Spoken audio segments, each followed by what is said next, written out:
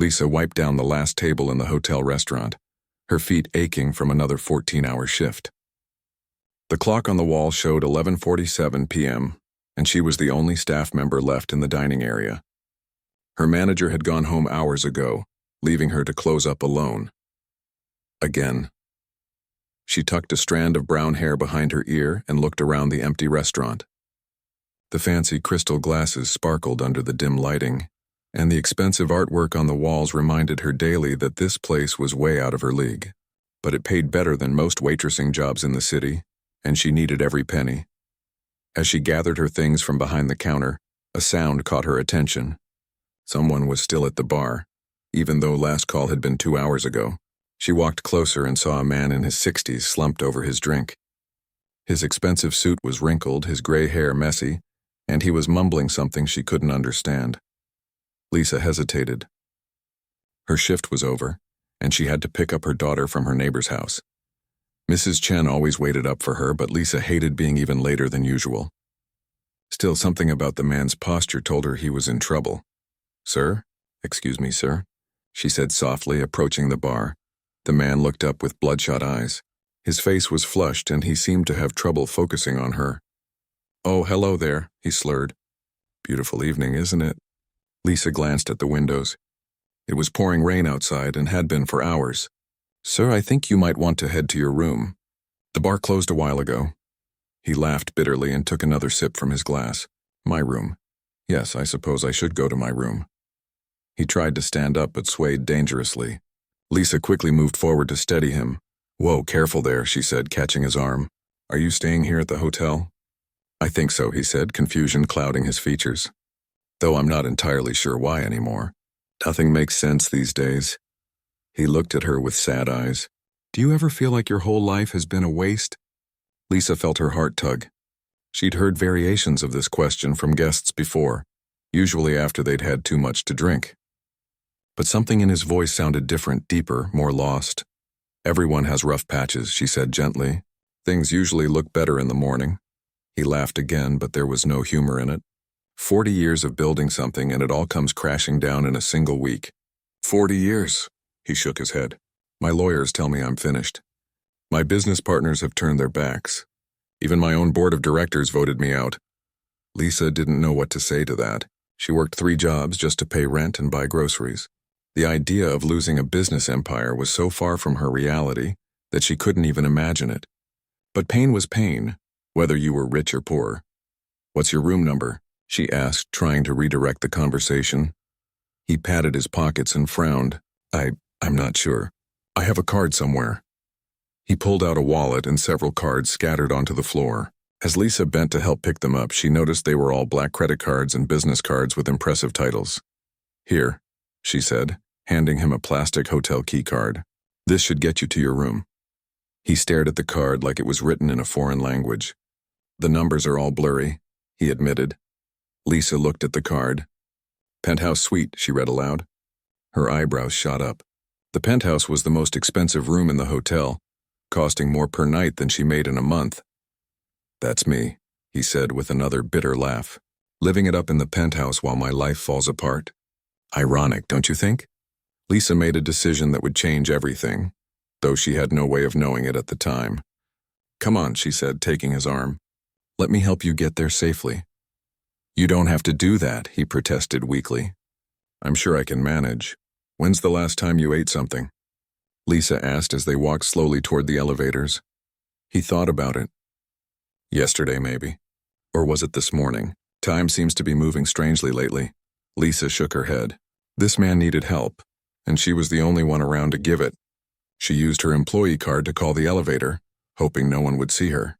Technically, she wasn't supposed to escort guests to their rooms, especially not drunk ones.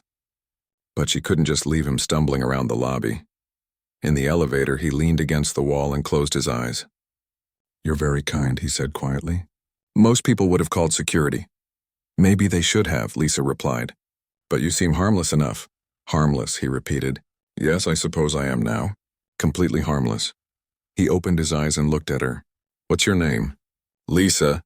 "Lisa, that's a lovely name." He paused. "I'm Robert." The elevator dinged at the top floor and Lisa helped Robert down the hallway to the penthouse door. The hallway itself was fancier than her entire apartment, with thick carpets and expensive paintings lining the walls. Robert fumbled with the key card, dropping it twice before Lisa gently took it from him and opened the door. The suite beyond was enormous, with floor-to-ceiling windows overlooking the city. Even in her exhausted state, Lisa couldn't help but stare. "Impressive, isn't it?"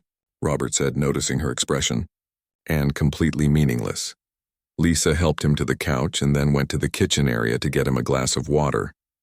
The kitchen was bigger than her living room and dining room combined, stocked with expensive appliances she'd only seen in magazines. "Here," she said, bringing him the water. "Drink this." Robert took the glass gratefully. "You're an angel, Lisa. A real angel."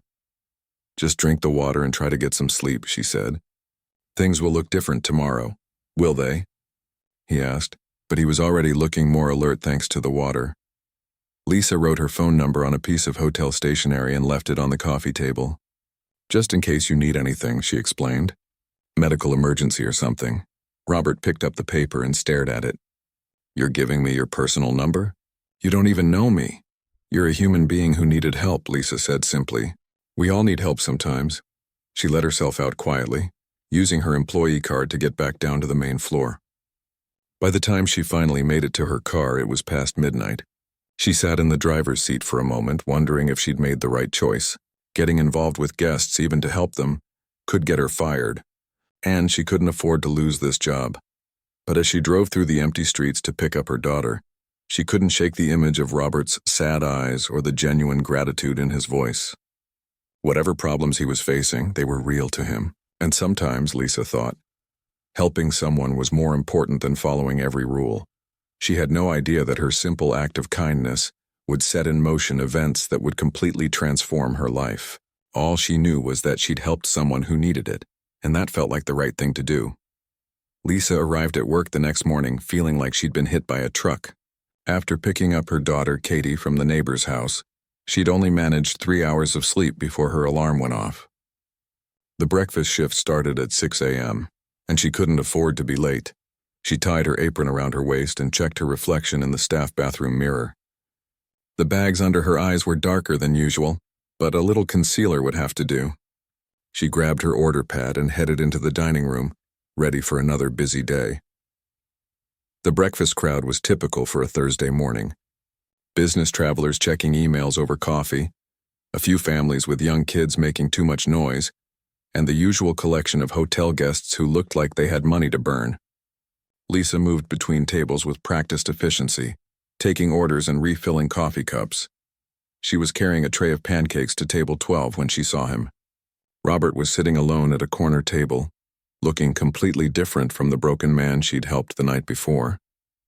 His hair was neatly combed, he wore a fresh suit, and his eyes were clear and alert. He was reading a newspaper and sipping coffee like nothing had happened. Lisa hesitated. Should she go over and say hello? Pretend she didn't see him? She wasn't sure what the protocol was for this kind of situation. She'd never helped a drunk guest get to his room before. While she was debating what to do, Robert looked up and caught her eye. His face lit up with recognition and he raised his hand in a small wave. Lisa smiled back and finished delivering the pancakes, then walked over to his table. "Good morning," she said, feeling suddenly nervous. "How are you feeling?" "Much better, thanks to you," Robert said, standing up as she approached. "Please, sit down for a moment." Lisa glanced around the dining room. Her supervisor was in the kitchen, and her other tables seemed settled for the moment. She slid into the chair across from Robert. "I owe you a tremendous apology," he said, his voice serious. "My behavior last night was completely inappropriate. I was drunk, emotional, and I had no right to burden you with my problems." "You don't need to apologize," Lisa said. "Everyone has bad days." "Bad days," Robert repeated with a small smile. "Yes, I suppose that's one way to put it." He leaned forward slightly. "I want you to know that I don't normally drink like that. In fact, I rarely drink at all. But yesterday was difficult." Lisa could see the pain still lingering in his eyes, even though he was obviously trying to hide it. "Do you want to talk about it?" Robert studied her face for a moment. "You know, I've been surrounded by lawyers and advisors and business associates for the past week, and not one of them has asked me that question. They've all been focused on damage control and legal strategies, but no one has simply asked how I'm doing. How are you doing? Lisa asked softly.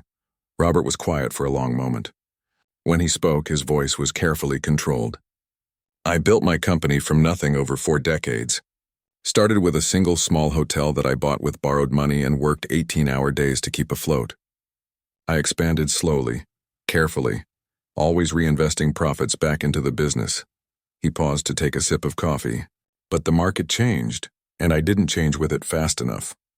Online booking platforms, changing travel patterns, new competitors with different business models. I thought I could weather it, but my board of directors decided I was the problem. They fired you? Lisa asked, shocked. Voted me out as CEO of my own company, Robert confirmed. 40 years of my life, and they decided I was no longer capable of running it. He shook his head. The worst part is they might be right. Lisa felt a surge of anger on his behalf. That's terrible. After everything you built? Business is business, Robert said with a shrug. But Lisa could hear the hurt underneath his casual tone. I still own shares in the company, so I'm not exactly destitute. But it feels like losing a child. What will you do now? I honestly don't know, Robert admitted. For 40 years, I've defined myself by my work. I was the CEO of Chen Hospitality Group. That was my identity. Now I'm just... Robert. Lisa found herself leaning forward, drawn into his story. Maybe that's not such a bad thing. Being just Robert, I mean. Robert looked surprised. What do you mean? Well, you've spent 40 years being the CEO. Maybe now you get to figure out who Robert is when he's not working 18-hour days. Robert stared at her for a moment, then laughed. It was the first genuine laugh Lisa had heard from him. You know, my therapist said something similar last month, and I paid him $200 for the session. I'll send you a bill, Lisa said with a grin. Their conversation was interrupted by Lisa's supervisor appearing at the table. Lisa, your tables need attention, the woman said with a frown. Of course, sorry, Lisa said, standing up quickly. She looked back at Robert. I should get back to work. Wait, Robert said, reaching into his jacket pocket. He pulled out a business card and handed it to her. I wanted to give you this last night, but I wasn't exactly thinking clearly. Lisa took the card and glanced at it. Her eyes widened as she read, Robert Chen, CEO, Chen Hospitality Group. Below that was a phone number and email address. CEO? She whispered. Well, former CEO as of yesterday, Robert said with a bitter smile, but the cards haven't been updated yet.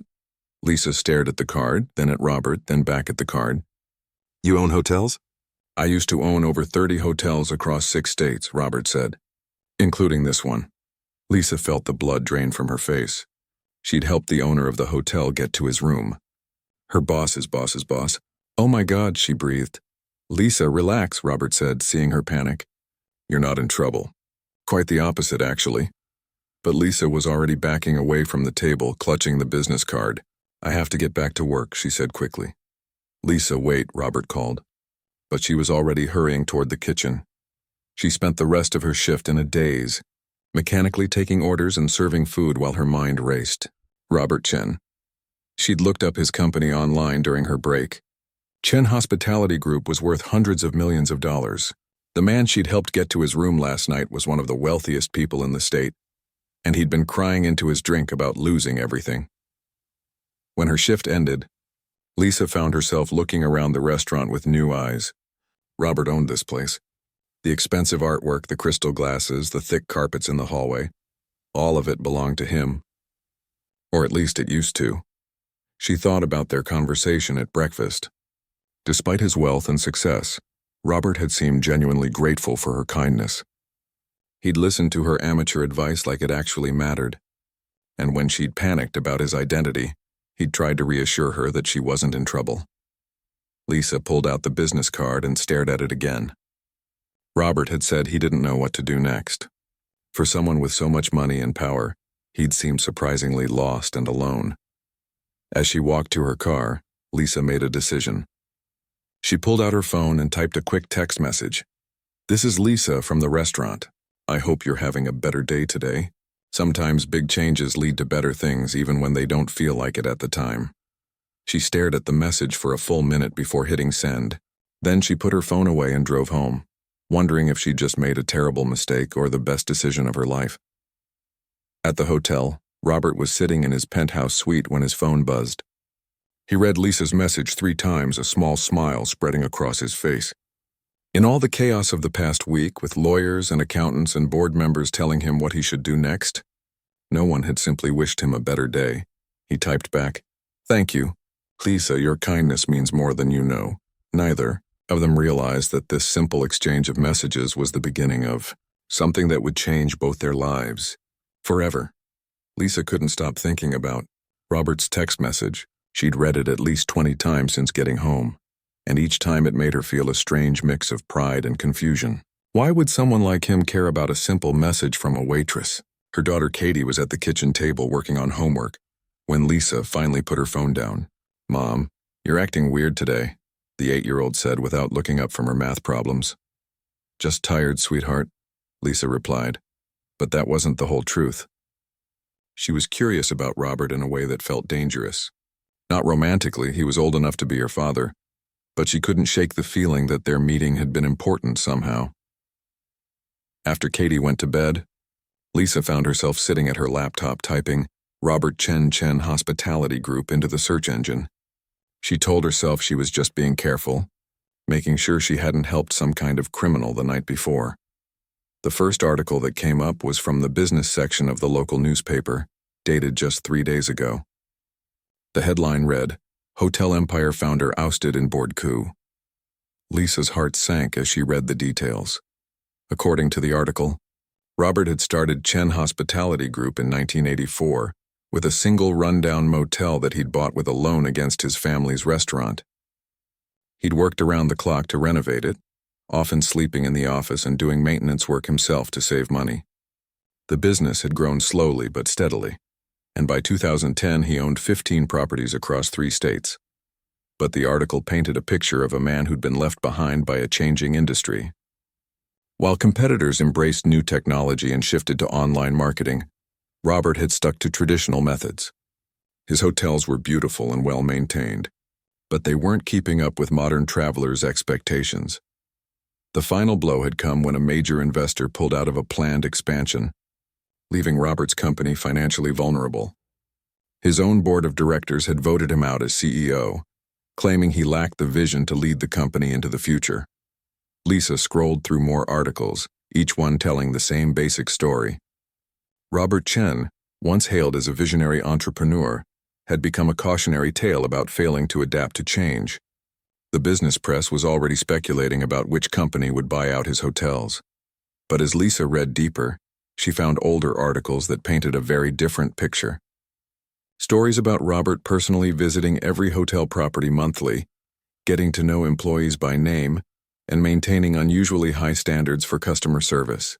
Articles about his charitable foundation that provided college scholarships for children of hotel workers. A piece from 5 years ago that described him as the last of the old-school hoteliers who believes hospitality is about making people feel at home. Lisa leaned back in her chair, processing what she'd learned. The man she'd helped wasn't just wealthy. He was someone who'd built something meaningful and had just watched it get taken away from him. No wonder he'd been so devastated. Her phone buzzed with another text message. For a wild moment, Lisa thought it might be Robert again, but it was her friend Monica from her second job at the diner. "Girl, you missed some drama at work today. Tom got fired for stealing from the register. Can you pick up his Saturday shift? I know you need the money." Lisa stared at the message. She did need the money, desperately. Between her 3 jobs, she was barely making ends meet, and Katie needed new school clothes for the fall. But the idea of working yet another shift made her feel exhausted just thinking about it. She was about to type yes when she looked back at her laptop screen. There was Robert Chen's photo from a company press release taken maybe 5 years ago. He was smiling and looked confident and successful. Nothing like the broken man she'd found at the bar. On impulse, Lisa typed a different text message. Not to Monica, but to Robert. "I hope you don't mind me asking, but what made you love the hotel business so much in the first place?" She sent it before she could change her mind, then immediately regretted it. What was she doing? The man had just lost his life's work and she was asking him to reminisce about better times. Her phone rang almost immediately. Robert's name appeared on the screen and Lisa's heart started racing. She answered on the fourth ring. "Hi," she said uncertainly. "I hope I'm not calling too late." Robert's voice came through the phone. "I saw your message and thought it would be easier to talk than to text." "It's fine," Lisa said, glancing at the clock. It was 9:30 p.m. "I'm sorry if my question was inappropriate. I was just curious." "Not inappropriate at all," Robert said. "Actually, it's refreshing to talk to someone who's interested in the why rather than just the what went wrong." Lisa settled into her chair, pulling a blanket around her shoulders. "So what did make you love it?" Robert was quiet for a moment. When he spoke, his voice was warmer than she'd heard it before. "My parents owned a small restaurant when I was growing up. Nothing fancy, just a place where working families could get a good meal for a reasonable price. But my mother treated every customer like they were a guest in our home." "That sounds nice," Lisa said. It was. I used to watch her remember people's usual orders, ask about their kids, genuinely care about making their day a little brighter. When someone was having a hard time, she'd slip them extra food and pretend it was a mistake in the kitchen. Lisa smiled. "She sounds like a wonderful person." She was. "She died when I was in college and my father had to sell the restaurant to pay her medical bills. I swore that someday I'd build something that honored what she taught me about hospitality." "And you did," Lisa said softly. "I tried to," Robert replied. "Every hotel I opened, I wanted it to feel like my mother's restaurant on a larger scale. A place where people felt welcomed and cared for, not just processed through a system." Lisa thought about her interactions with guests at the hotel where she worked. The rushed service, the focus on efficiency over connection, the way management constantly pushed staff to turn tables faster and spend less time with each customer. "Is that why you stayed so involved in the day-to-day operations?" she asked. "The articles I read said you visited every property regularly." "You've been reading about me?" Robert sounded amused rather than upset. Lisa felt her cheeks burn. "I was curious." "I'm sorry, I know that probably seems—" "Lisa," Robert interrupted gently. "I'm honored that you cared enough to look. And yes, that's exactly why I stayed involved. You can't maintain the culture of genuine hospitality from a corporate office. You have to be there working alongside your employees, showing them that every guest matters." "But the board didn't see it that way." Robert's voice became more subdued. "The board saw an old man who couldn't adapt to the digital age. And maybe they were right. I don't know how to manage online reviews and social media campaigns and dynamic pricing algorithms. I just know how to make people feel welcome." Lisa found herself getting angry again on his behalf. "But that's what hospitality is supposed to be about, isn't it? Making people feel welcome." "You'd think so," Robert said with a sad laugh. "But apparently that's not enough anymore." They talked for another hour, with Robert sharing stories about the early days of his business, and Lisa asking questions that showed she was really listening. When they finally said goodbye, Lisa felt like she'd gotten a glimpse of who Robert really was beneath the wealthy businessman exterior. As she got ready for bed, Lisa couldn't stop thinking about their conversation. Robert's passion for hospitality was obvious even in his current defeated state. It seemed like such a waste for someone with his knowledge and experience to be pushed aside just because he wasn't good with computers. But what could she possibly do about it? She was just a waitress struggling to pay her bills. Robert's problems were way beyond anything she could help with. Still, as she drifted off to sleep, Lisa found herself wondering if there might be a way to help Robert rediscover his confidence, just like he'd unknowingly helped her feel important by listening to her opinions as if they mattered. She had no idea that across town, Robert was lying awake thinking the exact same thing about her. Robert couldn't remember the last time he'd had such an honest conversation with someone. For weeks, everyone around him had been either offering empty sympathy or discussing legal strategies. Lisa had asked real questions and listened to his answers like they actually mattered. The next morning, Robert found himself thinking about her while reviewing financial documents in his penthouse suite. She'd mentioned working 3 jobs during their phone conversation, and he wondered what the other 2 were. Anyone working that hard just to make ends meet deserved better. By noon, Robert had made a decision that surprised even him. He called his former assistant Janet, who'd been with the company for 15 years. "Robert?" Janet sounded shocked to hear from him. "How are you holding up?" "I've been better," Robert admitted. Janet, I need a favor, and I want you to know you can say no if it makes you uncomfortable. What kind of favor? There's an employee at the downtown hotel named Lisa. She works in the restaurant. I'd like to know more about her work history with the company, but I want it done properly through HR channels. There was a pause. Robert, you know I have to ask, is this about a complaint? Because if there's a problem with an employee, there are proper procedures. No complaints, Robert said quickly. Quite the opposite. She went above and beyond to help me when I was having a difficult evening, and I'd like to know more about her background with the company. Janet's voice became warmer. Oh, that's different then. Let me make some calls and get back to you. 2 hours later, Janet called back with a detailed report that made Robert sit up straighter in his chair.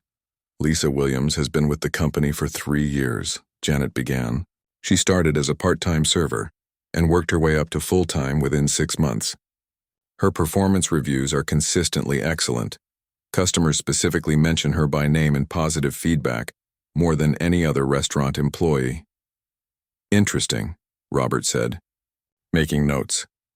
She's never missed a scheduled shift, never been late, and has covered for other employees on her days off at least a dozen times. Her direct supervisor says she's the most reliable person on the team. What about her background before she came to work for us? Janet rustled some papers. She had 2 previous restaurant jobs, both with excellent references. Before that, she was studying business administration at the community college but had to drop out. The reason listed is family circumstances. Robert frowned. What kind of family circumstances? That's not in her file, but I did some discreet checking. She's a single mother with an 8-year-old daughter. Her ex-husband left when the child was 3 and hasn't paid support since. She works at the hotel full-time, picks up shifts at Murphy's Diner on weekends, and does data entry work from home in the evenings. Robert felt a familiar anger rising in his chest. He'd built his company with the belief that hard work should be rewarded, and here was someone working 3 jobs just to survive. Anything else? He asked. Well, this isn't in any official file, but I talked to Maria in housekeeping. She says Lisa brings her daughter to work sometimes when school is out and childcare falls through. The little girl sits quietly in the staff break room doing homework while Lisa works her shift. Lisa always makes sure to work extra hours to make up for any time spent checking on her daughter. Robert closed his eyes. What about benefits? Is she getting health insurance through the company? She's eligible, but she hasn't signed up. The payroll deduction was probably too much for her budget. After Janet hung up, Robert sat staring out his penthouse window at the city below. Lisa's story was becoming clearer, and it made his own problems seem smaller by comparison. She was juggling 3 jobs and raising a daughter alone, yet she'd still taken time to help a stranger and had shown genuine interest in his life. That evening, Robert did something he'd never done before in 40 years of business. He drove to Murphy's Diner to see Lisa at her second job. The diner was exactly what he'd expected, a no-frills place with worn vinyl booths and a coffee pot that looked like it had been brewing since the 1980s. Lisa was moving between tables, with the same efficient grace he'd observed at the hotel restaurant, but her uniform was different and the clientele was definitely working class. Robert took a seat at the counter and watched her work. She remembered regular customers' orders without being asked, chatted with an elderly man about his grandchildren, and patiently explained the menu to a family with young kids. Every interaction was warm and genuine. When she finally noticed him sitting at the counter, her face went through a series of expressions: surprise, confusion, and what might have been embarrassment. "Robert, what are you doing here?" she asked, approaching with a coffee pot. "I was in the neighborhood and thought I'd try the food," he lied smoothly. "I hear their pie is excellent." Lisa glanced around the diner nervously. "This place is pretty different from the hotel restaurant." "Different how?" Robert asked, genuinely curious. "Well, it's—" Lisa struggled to find diplomatic words. "Less upscale." Robert looked around at the mismatched chairs and faded linoleum floor. "Sometimes the best food comes from places that focus on substance over style." Lisa relaxed slightly and poured him coffee. "What kind of pie would you like?" "We have apple, cherry, and chocolate cream." "What do you recommend?" "The apple is made fresh this morning. Mrs. Murphy uses her grandmother's recipe." Robert ordered the apple pie and watched Lisa continue her rounds. The other waitress, a woman in her 50s with tired eyes, seemed to be struggling with the evening rush. Without being asked, Lisa picked up several of her tables and helped get orders out faster. When Lisa brought Robert his pie, he said quietly, "You're very good at this." "At what?" "Taking care of people, making them feel comfortable." He took a bite of the pie. "This is delicious, by the way." Lisa smiled. "Mrs. Murphy will be happy to hear that. She takes pride in her desserts." "Lisa," Robert said carefully, "can I ask you something personal?" She glanced around to make sure no one was listening. "I guess. Why did you drop out of college?" Lisa's face went still. "Who told you I was in college?" Robert realized he'd made a mistake. It came up in conversation with someone at the hotel." "I'm sorry, I shouldn't have asked." Lisa was quiet for a moment, then sighed. "My ex-husband left when Katie was 3. He'd been the one supporting us while I went to school. Suddenly I was a single mom with no degree, no work experience, and a mountain of debt he'd left behind." "I'm sorry," Robert said softly. "It's fine. I mean, it's not fine, but it's life, you know? Sometimes you have to do what you have to do." Lisa straightened her shoulders. "I keep telling myself I'll go back to school someday when Katie's older." "What were you studying?" "Business administration with a focus on hospitality management." Lisa gave him a rueful smile. "Ironic, right? I was learning about running hotels while waiting tables in one." Robert felt something click into place in his mind. "That's not ironic at all. That's practical experience combined with theoretical knowledge. That's exactly what the industry needs." Before Lisa could respond, another customer signaled for her attention. She excused herself and hurried away, leaving Robert alone with his thoughts and a half-eaten piece of pie. As he watched Lisa work for the rest of the evening, Robert began to form an idea. It was crazy, probably impossible, and definitely unprecedented. But the more he thought about it, the more sense it made. Lisa had the work ethic, the natural talent for hospitality, and the educational background to succeed in hotel management. She just needed an opportunity. And Robert, despite losing his CEO position, still had resources and connections. More than that, he was beginning to realize that helping Lisa might be exactly what he needed to rediscover his own sense of purpose. When Lisa brought him his check, Robert left a tip that was larger than the cost of his entire meal. As he prepared to leave, he said, "Lisa, would you be interested in having lunch sometime? I have an idea I'd like to discuss with you." "What kind of idea?" Lisa asked suspiciously. "The kind that might change both our lives," Robert said with the first genuine smile he'd felt in weeks.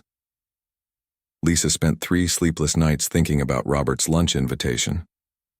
Part of her was curious about his mysterious idea, but a bigger part was worried about getting too involved with someone so far outside her world. Rich people, in her experience, usually wanted something in return for their generosity.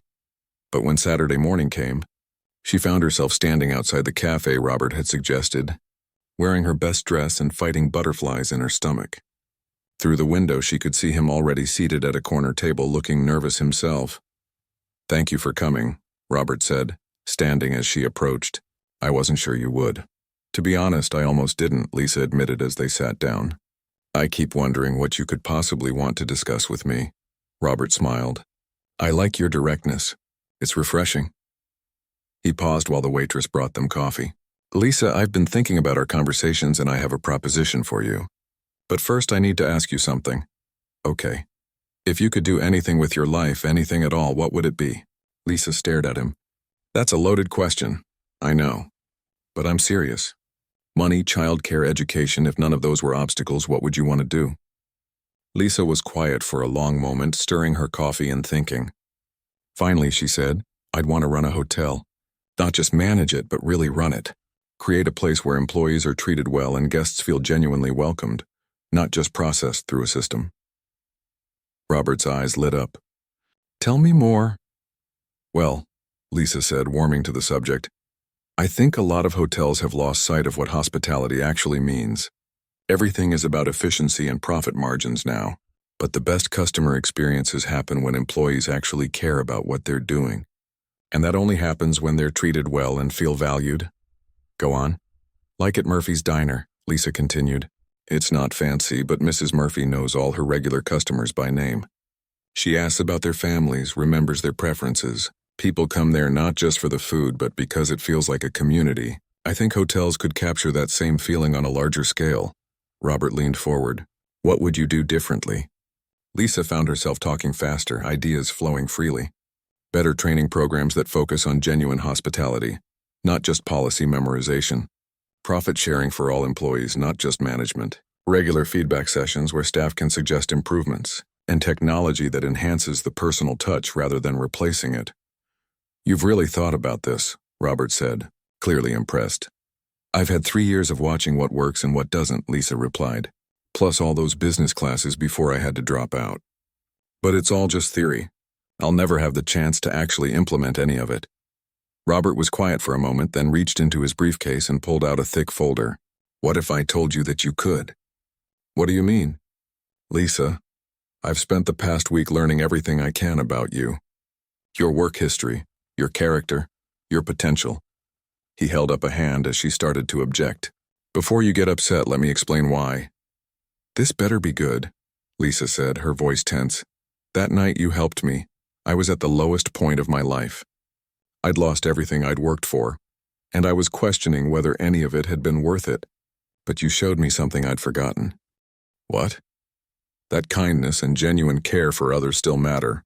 That there are people who will help a stranger without expecting anything in return. You reminded me why I fell in love with hospitality in the first place. Lisa felt tears pricking her eyes but didn't say anything. Robert continued, over the past few days I've been researching options for my future. I still have significant personal assets even though I'm no longer running Chen Hospitality Group. I've been looking for a way to start over, to build something new that captures the original vision I had 40 years ago.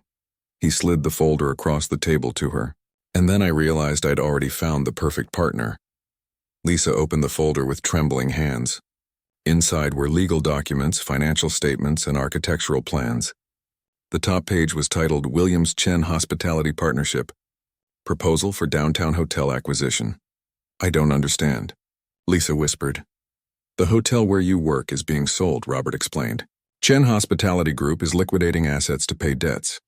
I'm proposing that we buy it together and run it according to your vision of what hospitality should be. Lisa looked up from the papers, her face pale.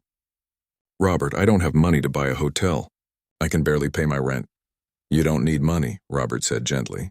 You have something more valuable, the knowledge, skills, and passion to make it work. I'll provide the financial backing. You'll provide the operational expertise and leadership. But I've never run a business. I don't have a degree. I'm just a waitress. You're not just anything, Robert said firmly. You're someone who's worked her way up from the bottom and understands every aspect of hotel operations. You're someone who cares about employees and customers equally. You're someone with natural leadership abilities and innovative ideas. Lisa stared at the documents, unable to process what she was seeing. This doesn't make sense. Why would you risk your money on someone like me? Because someone like you is exactly what this industry needs, Robert replied. Lisa, I've been in this business for 40 years and I know talent when I see it. You have the instincts and the heart to be an exceptional hotelier. You just need the opportunity. What would the partnership look like? Robert pulled out another set of papers. 60-40 split with you as majority owner and managing partner.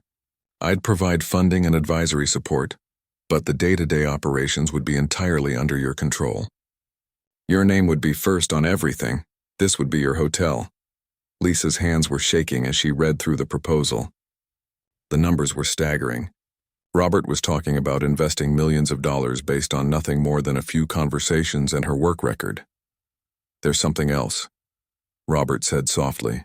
The partnership agreement includes a scholarship fund for employees who want to continue their education, full health benefits for all staff, and a profit-sharing program. Everything you mentioned wanting to implement. Robert, this is crazy, Lisa said, tears now flowing freely. People don't just give away hotels to waitresses they barely know. I'm not giving away anything, Robert said with a smile. I'm investing in the future of hospitality. And I'm not investing in a waitress. I'm investing in a future hotel owner who happens to be waiting tables right now.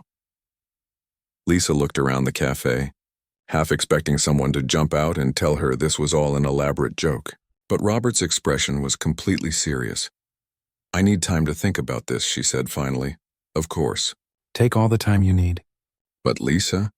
Robert reached across the table and gently touched her hand. Don't let fear talk you out of something you're meant to do. You helped save me that night, even though you didn't know who I was or what I could offer you. You saw someone who needed help and you helped. That's the kind of character that builds successful businesses. 3 days later, Lisa called Robert and said yes. 6 months after that, she was standing in the lobby of the newly renovated Williams Chen Hotel, watching her employees, provide the kind of genuine, caring service she'd always dreamed of. Her daughter Katie was doing homework at a corner table, and Mrs. Murphy from the diner was visiting for the grand opening celebration. As Lisa watched Robert chatting with guests and looking happier than she'd ever seen him, she realized that sometimes the most extraordinary things begin with the simplest acts of human kindness. She'd helped a stranger get home safely one night, and somehow that small gesture had changed both their lives forever. The best part was knowing that this was just the beginning. With Robert's experience and her passion, they were going to revolutionize what hospitality could be. And it all started because someone decided that helping others was more important than following rules. Lisa had learned that sometimes the most powerful thing you can do is simply care about another human being. Everything else, as it turned out, could follow from there.